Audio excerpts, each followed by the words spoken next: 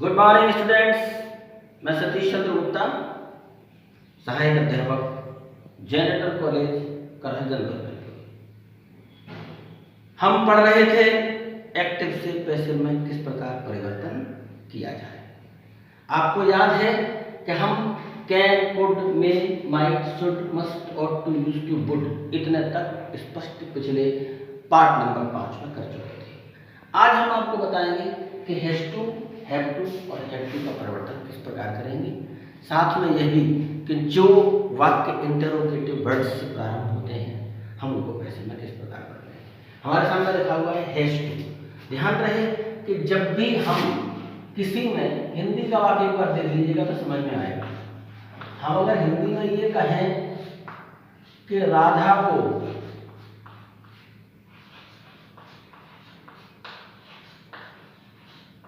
यह चटाई खरीदनी है,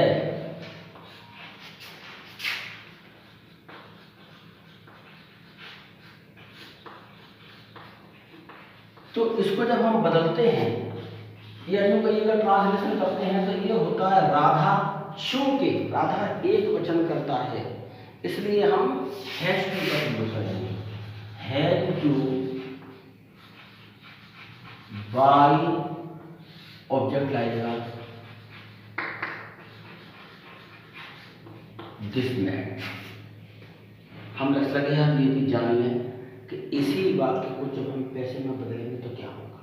हम सब जानते हैं कि हमारा ऑब्जेक्ट है दिस मैन, हमने दिस मैन को उठा लिया। ध्यान रहे हम पहले कह चुके थे कि इन सबसे संबंधित वाक्यों को पैसिव में बदलने के लिए इन्हीं शब्दों के साथ प्लस बी का प्रयोग करते हैं। तो हम क्या कर रहे हैं, this man had to be buy की थर्ड फॉर्म बॉट बाय, यहां लिख देंगे राधा। अर्थात हमने हैज टू से संबंधित बात वैसे। अब इसके तुरंत बाद आता है हैव टू। अब हैव टू का पट्टा समझते हैं बहुत छोटा सा। जब तक हमारा यह सब्जेक्ट सिंगुलर है, दैट इज कॉल्ड एक वचन है, तब तक उसके साथ लगने वाली मॉडल ऑक्सिलरी हैज टू। लेकिन जब यही कर्ता बहुवचन होता है तब हैड टू। अब यहां लिखा था खरीदनी है, ऐसे ही हम दूसरा वाक्य देख लीजिए एक बार। दूसरे वाक्य में लिखा कि मुझे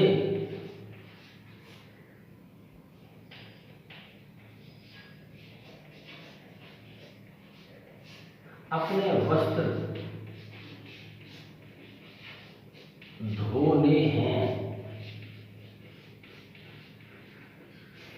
अब मुझे अर्थात आई, चूंकि आई बहुवचन है इसलिए हम इसमें हेल्पिंग वर्ब के स्थान पर हैव टू का प्रयोग करेंगे। आई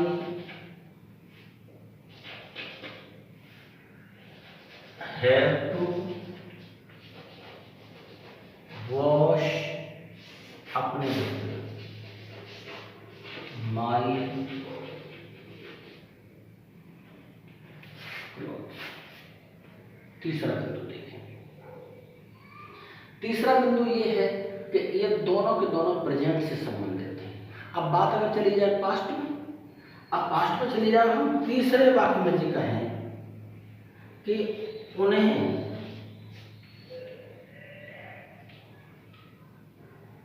एक तोता पकड़ना था। अब हमने क्या देखा कि अब तक चल रही थी है, अब हो गया था, और था का मतलब होता है पास्ट और पास्ट का मतलब होता है हैज टू और हैव टू का पास्ट होता है हैड टू। तो हम यहाँ पर हैड टू का प्रयोग करेंगे। कैसे करते हैं, उन्हें एक तोता पकड़ना था तो उन्हें के लिए हमने लिखा दे, फिर उसके बाद हैड टू कैच अफेक्ट। हमने इस प्रकार समझ लिया कि जब किसी वाक्य में हैज टू, हैव टू और हैड टू का प्रयोग होता है तो हम उसके साथ बी जोड़ करके इस काम को एक्टिव से पैसिव बदलने का काम करते हैं। इस प्रकार हमने 3 बातों को समझा। इसी में अभी एक महत्वपूर्ण बात रह गई है और वो महत्वपूर्ण बात ये है कि किस प्रकार उन वाक्यों को पैसिव में बदला जाए जो वाक्य इंटरोगेटिव वर्ड से शुरू होते हैं। ये हम उन वाक्यों का पैसिव बनाना सीखेंगे जो वाक्य इंटरोगेटिव वर्ड से शुरू होते हैं। ध्यान रहे ये बात कि एक प्रश्नसूचक शब्द किसी भी टेंस पर लागू हो सकते हैं, लेकिन नियम वो ये है कि जब भी हम किसी वाक्य को पैसिव में बदलेंगे और वो खासकर कैसे वाले वाक्य को, ऐसे वाले वाक्य को जो कि प्रश्नवाचक है। आप ध्यान रहे कि जो प्रश्नवाचक वाक्य है वो 2 प्रकार से होता है। एक तो तब जब उसकी हेल्पिंग वर्ब किसी वाक्य के प्रारंभ में रखी होती है, दूसरा तब जब कोई इंटरोगेटिव वर्ब किसी सेंटेंस के प्रारंभ में रखा होता है। हम पहले कह चुके थे आपसे कि जब भी हम परिवर्तन करेंगे तो हेल्पिंग वर्ब, इंटरोगेटिव वर्ब और नॉट पैसिव वॉइस में बदले रहते समय अपना स्थान नहीं छोड़ते, वो यथावत रहते हैं। हम वैसे एक एक वाक्य का प्रयोग करके आपको दिखाते हैं, समझ में आएगा। तो पहले वो देखते हैं। पहला वाक्य अगर हमने लिया वो ये था कि क्यों करके लिखा, फिर हमने कहा कि व्हाट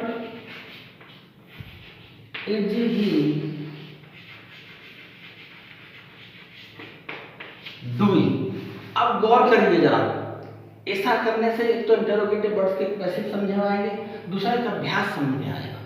अब हम गौर करके देखें कि जब हमने पैसिव के रूल्स को सीखा था तो इज प्लस वर्ब की फर्स्ट फॉर्म में आईएनजी वाले जो वाक्य होते थे हम उनका परिवर्तन किस प्रकार करते थे, अर्थात प्रेजेंट कंटिन्यूअस टेंस। और प्रेजेंट कंटिन्यूअस टेंस माने उसकी हेल्पिंग वर्ब में इज बीइंग, एम बीइंग और आर बीइंग का प्रयोग। अब हम क्या करेंगे, हम जब इसको पैसिव में बदलेंगे तो इस व्हाट की जगह पर व्हाट रहेगा, क्योंकि पहले तय कर चुके थे। उसके बाद सहायक क्रिया इज, चूंकि इसके साथ पैसिव में परिवर्तन करते समय बीइंग लगता है तो लिखेंगे व्हाट इज बीइंग डन, किसके द्वारा, ही। तो हमें लिख देंगे बाय हिम। अब हमारा कहना क्या, अभी तो हमने कैसा वाक्य करके दिखाया है जो वाक्य प्रेजेंट कंटिन्यूअस से संबंधित है। अब चाहे जो टेंस हो, नियम यही होगा, व्हाट के स्थान पर रहेगा, हेल्पिंग वर्ब रहेगी और उस हेल्पिंग वर्ब के साथ जो कुछ प्लस करने का तरीका है। अगर वो इज है तो इज बीइंग, एम बीइंग है। अगर हैज है तो हैज बीन, है बीन है। विल शैल है तो विल बी, शैल बी है। वो सारे टेंसेस पर लागू है, पर नियम का बनाने का यही है। ऐसे ही शब्द देखिएगा हु। अब ये हु वाला नियम भी जो है सब पर लागू है। जैसे हमने दूसरा वाक्य लिखा, हमने कहा कि हु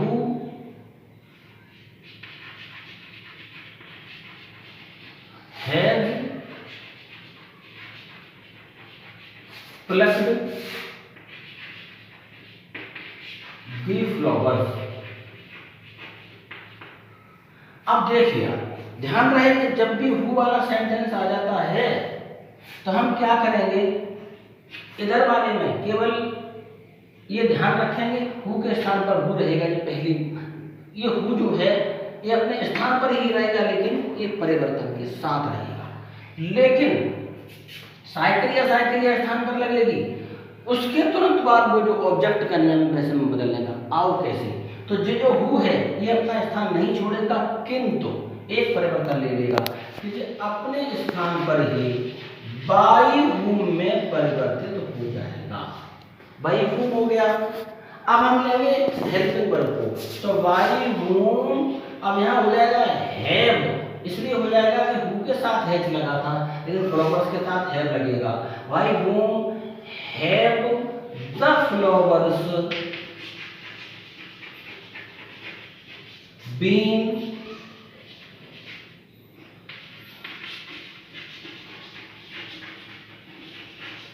प्लक्ड। स्पष्ट हुई होंगे 2 sentences. Number 1, what is he doing, तो हमने लिखा what is being done by him. दूसरा वाक्य who has plucked the flowers, हमने क्या किया, यही इसका नियम है कि हु को अपने ही स्थान पर बाय हुम लिखेंगे और बाय हुम लिखने के बाद में शेष नियम जो ऑब्जेक्ट आगे रख करके लगाए जाते हैं, सहायक क्रिया के स्थान पर सहायक क्रिया और ऑब्जेक्ट के स्थान पर ऑब्जेक्ट रख के हम इसको परिवर्तन करते हैं। तीसरा वाक्य देखिए क्यों, तीसरे वाक्य देखिएगा क्यों। अब हमने कहा कि वाई डिड यू कॉल अस, अब वाई के स्थान पर तो वाई रहेगा, तेरे से क्या है, अब अस को उठाएंगे हम, अब अस उठा के लाएंगे तो क्या हो जाएगा, जितना नॉमिनेटिव केस में वी, और इस डिड के स्थान पर क्या हो जाएगा, वर, तो वाई वर वी कॉल्ड, यहां एक सुधार कर लेंगे, हम ये सब्जेक्ट और लिखेंगे, तो वाई वर वी कॉल्ड, यह जो सब्जेक्ट है हमारा, इसको लिख देंगे बाई यू। चौथा वाक्य देखिएगा, उसके बाद क्या लिखा है, व्हेन, फिर हमने कहा when does she read this book, हम क्या करेंगे, हमारा जो वैन है वैन के स्थान पर रहेगा, तो वैन हमने लिख लिया। अब हम क्या करेंगे, दिस बुक को उठा के लाएंगे, लेकिन इस डज के स्थान पर हेल्पिंग वर्ब का प्रयोग होगा, क्योंकि ये प्रेजेंट इंडेफिनिट टेंस है, तो उसमें प्रेजेंट कंटीन्यूअस की हेल्पिंग वर्ब का प्रयोग करेंगे। तो when is this book read, when does read this book, हम लिख देंगे ही। अब पूरा वाक्य देख लीजिएगा, when does he read this book, हमने कहा when is this book read by him. इस प्रकार हमने 4 स्टेप को प्रयोग करते हुए ये सीखा कि हम किस प्रकार इंटरोगेटिव सेंटेंस को बदल सकते हैं। 5वें को भी इसके तुरंत बाद बताएंगे। हमने वैन तक को क्लियर कर लिया था, अब हम हाउ पर बात करेंगे। देखो 5वें नंबर पर लिखा है हाउ, हमने एक वाक्य लिखा, how will you do this work, हमें याद रहे कि हम इंटरोगेटिव वर्ड को यथास्थान रखेंगे, हमने लिख लिया, हमने लिखा हाउ, अब क्या उठा के लाना था, दिस वर्क, लेकिन उससे पहले यहाँ हमें ऑब्जेक्ट से पहले हेल्पिंग वर्ब का प्रयोग करना पड़ेगा, तो हम लिखेंगे how is, how will, object लाएंगे दिस वर्क बी, वर्ब की थर्ड फॉर्म लगाएंगे डन बाय यू। अब फिर वही बात गौर कर लेंगे एक बार कि यह जो वैन है फिलहाल हमने फ्यूचर इंडेफिनिट के सेंटेंस पर लगाई है, लेकिन ये पूरे बारे टेंसेस पर भी अप्लाई हो सकती है, साथ में ये मॉडल ऑक्सिलरी पर भी अप्लाई हो सकती है, किसी भी टेंस में हम इसको प्रयोग कर सकते हैं। देखो एक प्रयोग इसका मॉडल में देखो, मॉडल में अगर हम कहेंगे, हमने ये कहा how can C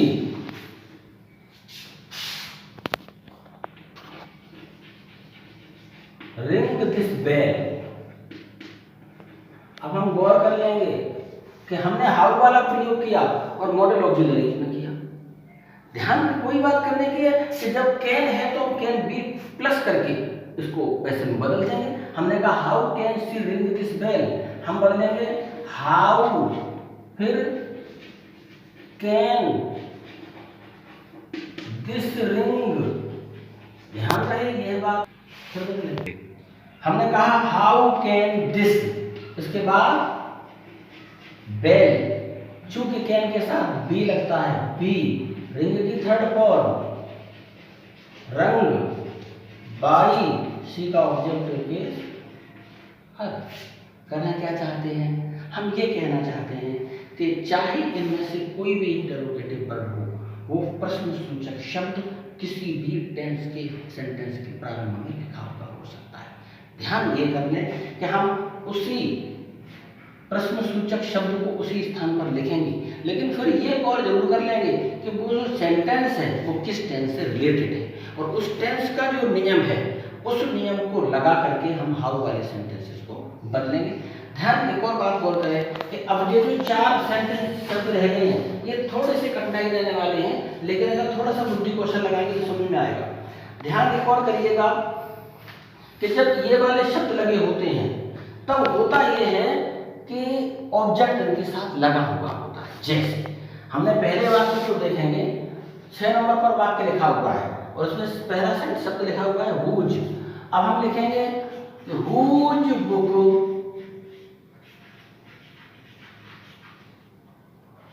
did he buy. Hindi इसकी हुई कि उसने किसकी किताब खरीदी। अब करेंगे क्या कि ये जो हुज और बुक है ये पूरा का पूरा शब्द हमारा प्रश्नसूचक शब्द है। कैसे करके, अब जब हम इसके पैसे में बदलेंगे तो ये रहेगा हुज बुक। अब हमने देख लिया ये पास्ट इंडेफिनिट का सेंटेंस है, तो हम इसको पास्ट इंडेफिनिट के नियम से बदलेंगे। हुज बुक बाज, फिर हम कहेंगे गॉट, फिर हम कहेंगे बाई ही का ऑब्जेक्टिव केस हम।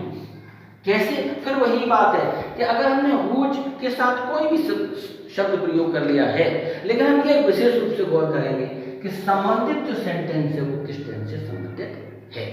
जिस टेंस से संबंधित है हम उसी टेंस के नियमों को लगाएंगे। ऐसे ही हुज के बाद एक शब्द आता है विच। अब हमने कहा कि which pen will he she buy. देखो इनकी क्या हुई इसकी, विच पेन माने कौन सा वाला पेन, विल शी बाई वह खरीदेगी। अब हम करें क्या, जैसे हुज बुक में हमने कोई परिवर्तन नहीं किया था, ऐसे ही विच पेन में भी हम कोई परिवर्तन नहीं करेंगे, ये अपने स्थान पर रहेंगे। विच पेन विल की जगह पर विल लिख लीजिएगा। अब हमें पता है कि विल वाले सेंटेंस में प्लस बी किया जाता है, तो विच पेन विल बी बाई की थर्ड फॉर्म बॉट बाई सी का ऑब्जेक्टिव हर। इस प्रकार हमने 7 नंबर तक को देखा, बाकी 2 को उसके तुरंत बाद देखा। 8वें नंबर पर लिखा हुआ है हाउ मच, और 9वें नंबर पर लिखा हुआ है हाउ मेनी। इसके मीन्स न गिनने वाला मसौदा, इसके मीन्स गिने जाने वाली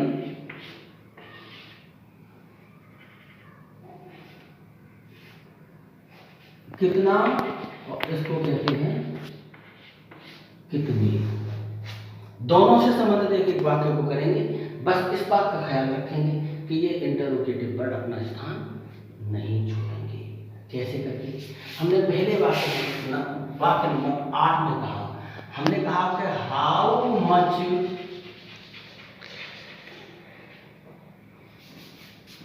वाटर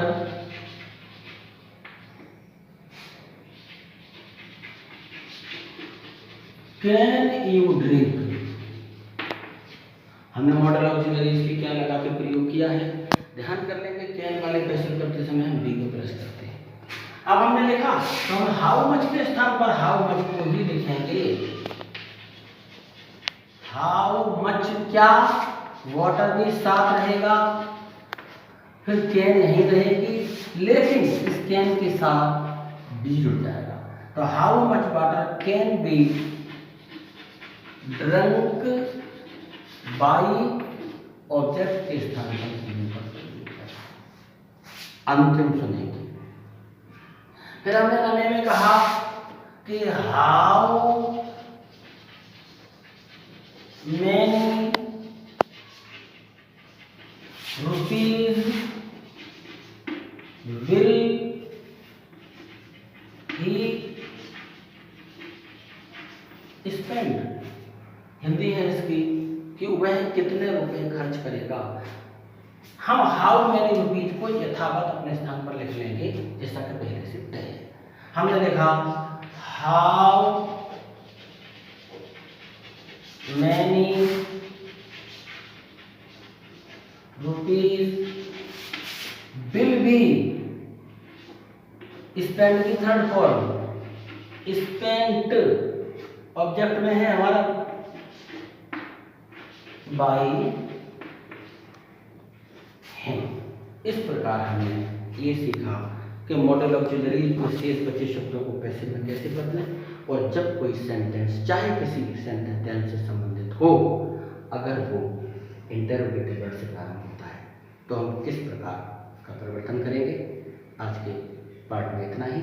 आप हमारे YouTube पे जाकर के सतीश मोटो टीचिंग क्लासेस में, इंग्लिश क्लासेस में भी इसको ढूंढ सकते हैं। धन्यवाद।